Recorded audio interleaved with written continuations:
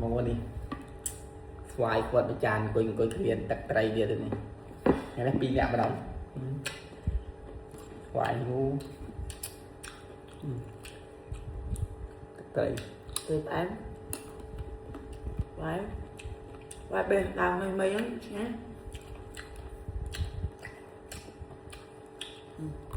quật tăng vi lượng buồn tròn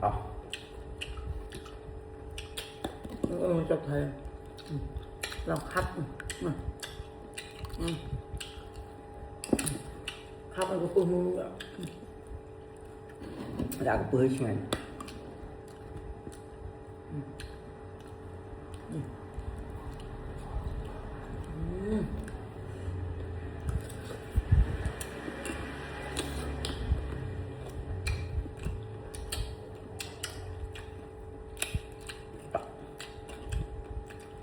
mà cả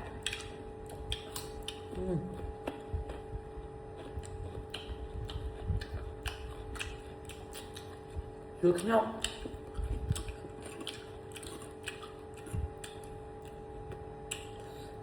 chứ phải hai con thôi này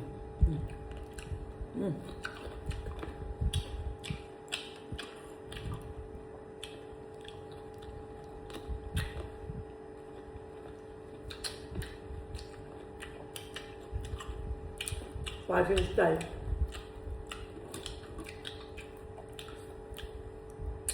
một bài hay xíu mất à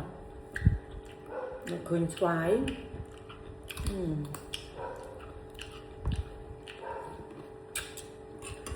cọp chuyện không bắt đâu rồi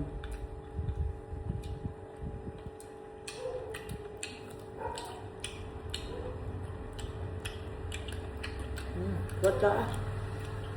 đã một uống chân xoáy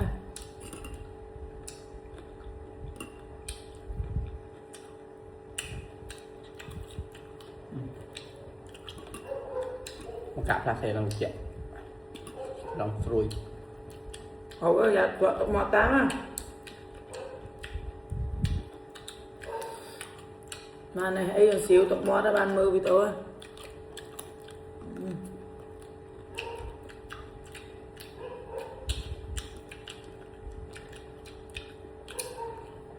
ba tung em mò chút chén nè chết rồi tôi được